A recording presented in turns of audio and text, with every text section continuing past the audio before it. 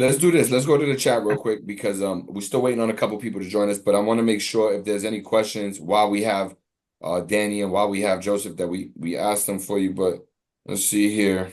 Let's see here. We got anything good? I know we got another super chat. So okay, Garcia. This is what it says. Garcia, if you fought Crawford, would you focus what would you focus on and how would you prepare? Weaknesses, you are absolutely on point with moving a fighter. I'm not sure what he meant about exactly that. You are absolutely on point with moving a fighter. Oh, okay. I see what he's saying.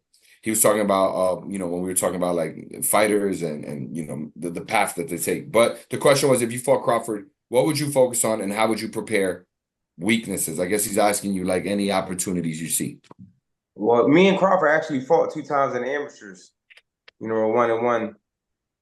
So we have a history. But he's always been a mentally strong fighter, and I think what when you fight Spence, it's not really about the skill. It's about you have to match his mindset.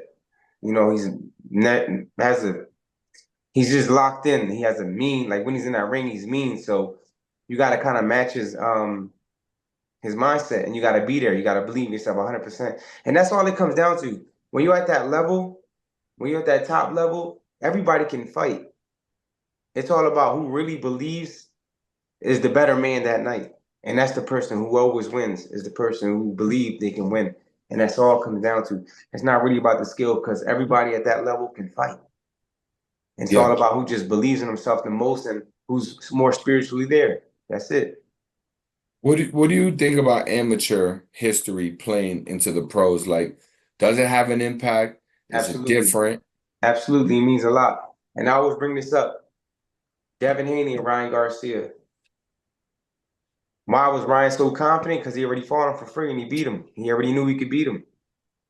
You know, I fought Terence 2 times running the amateurs. I already know that I can beat him because I already did it before. So history means a lot in boxing, and it's all a mind thing.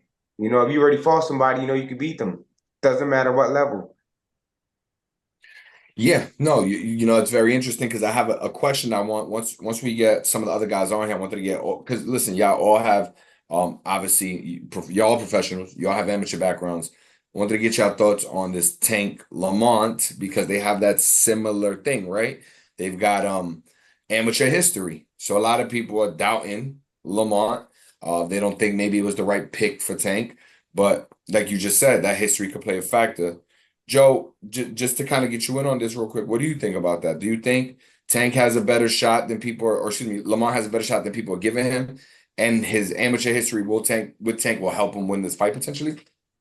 I think that amateur history definitely will help in playing Lamont's favor more because that's gonna give him more confidence and it's gonna make him like not saying that he was before, but like less scared of Tank because he's already been in there with him. I don't know how many times they fought or like who won what, but just the fact that he's been in there with him before, that gives you a lot of confidence. So I think he is gonna do good. I still slightly favor Tank with that one.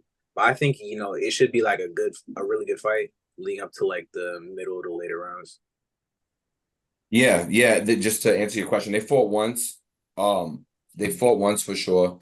Tank won that fight on points, so that's their history. Just to clarify for you, but like we just spoke about, you just never know, right? Because that history can come back and give him, the insight that maybe he would need to win the fight. What were you gonna say, Danny? My bad. No, I wasn't gonna say no. I wasn't gonna say no. Oh no, you good, you good. But yeah, again, we're just waiting. So for everybody in the chat, appreciate y'all rocking with us. We're just waiting on Jursly Vargas. We got Curmel Moton joining us soon. There's a fight November 30th that y'all should definitely be in tune with. Swift Promotions, Taylor Garcia 4. This is the Pride of the Money team. And there's a lot of great fighters on there. So Danny, while we have a second, just tell us, who else is on that card that we should be looking out for? That's in Swift Definitely. Promotions. We have my fighters, Quincy Williams. We have Christian. We have Billy Briscoe Jr. We have Miguel Roman. We have Anthony Young. He's from Atlantic City. And we have a lot of young undefeated prospects. So it's going to be a great night, So it's going to be action-packed with all young fighters, all young talent. Talk to me a little bit about Christian Cangelosi. Yeah, definitely. So, they sent me him, and they was like, check this guy out. He's 9-0, and so I went on YouTube. I started looking at his fights. I said, yo, he has some skill. I think he has some potential. Italian kid, marketable, and the most important thing, I thought he could fight. And I said, let's do it. Let's make a deal happen. And what, 2 weeks and 2 weeks of negotiations, we got the job done. And he's actually my second official signee behind Quincy Williams. Got you. What's that like, Danny? So you obviously you have a boxer's eye. You've done it before, but how difficult is it to like recognize talent in an upcoming fighter when you're putting cards together? You just look for a certain demeanor, a certain mindset, the way they handling their opponents at that level. So when you go in there and you're supposed to knock a dude out and you do it in fashion, that's always a great sign. Anytime a young prospect goes in there and does what he's supposed to do. And I felt like he did everything he was supposed to do in every fight. And he looked somebody, they told me he sparred good fighters, world champions, held his own, and they say somebody you can move at a fast pace. And that's what it's looking like. So I'm happy with it, and I think we could turn him into a champion for sure. Yeah, no, look, like I said, tomorrow for anybody that's in the chat, we're gonna have Christian Cangalosi and Quincy Williams. We'll get to learn more about them. We'll get to, get the insight on, today's boxing and what's going on for sure. But if you're not in tune, Swift Promotions, November 30th, Taylor Garcia. This is Danny's fourth card in less than 6 months. They've only gotten bigger and better. Like I told y'all, there was a card given away at the last one. I definitely try to win it. It didn't work out, but homeboy won a car in the ring. I saw that happen. And like Danny told you, there's other things coming, right? So if you're not in tune, I always get it wrong. DMDB.com. DMDB. Yep. DMDB.com.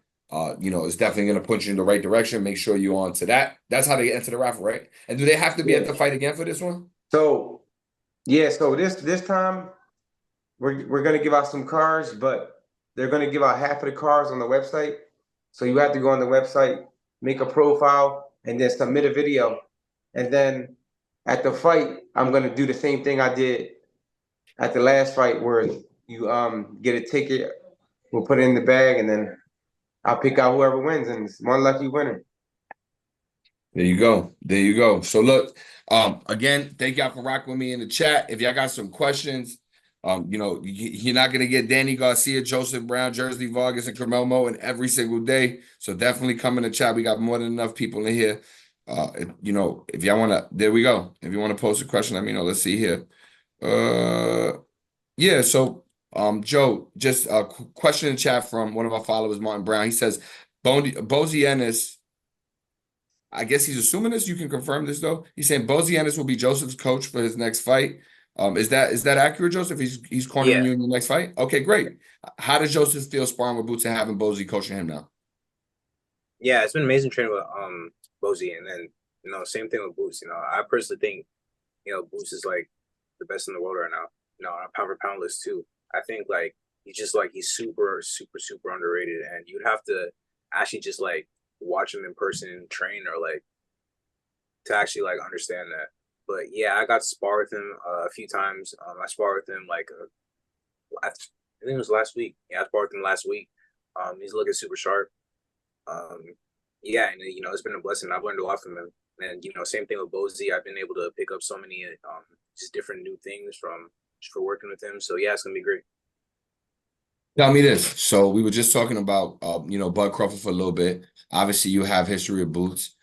I feel for Boots because I actually saw an interview with him earlier. I forget where it was at, but I know I ran into a clip of him where he said something like, "Look, he's just tired of talking about that fight because obviously he wants it, but it doesn't look like it'll come to fruition." But I gotta ask you, your insight, Joseph. How do you think that fight actually plays out, Boots Crawford, if it were to happen? I think it'd be definitely super close because I feel like their styles are like pretty similar too, and also the fact that they both switch too. I think that'd be a great fight. I think just right now, Boost being the younger fighter, I think he's got, not calling Crawford old, but he's just got youth on his side. So I feel like because of that, I have to assume with more towards Boots. But yeah, that'd be a great matchup. What do you think, Danny? I would love I would love to see that fight. You know, it's just a generational difference in that fight. That's the only thing.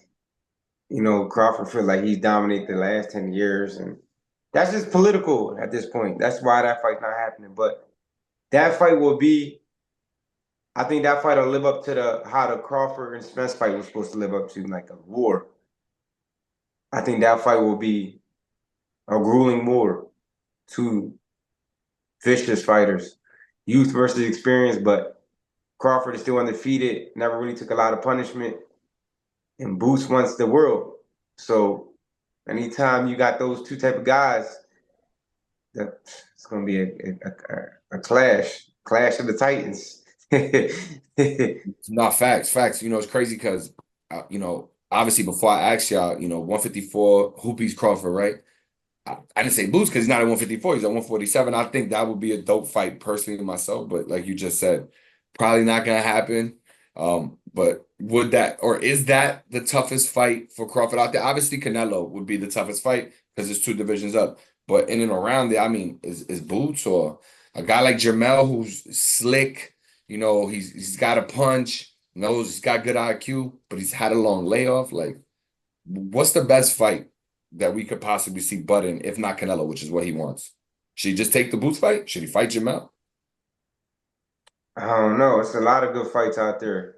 But for right now, Crawford is for him is financial. Like you want your next fight to be the biggest fight, you know?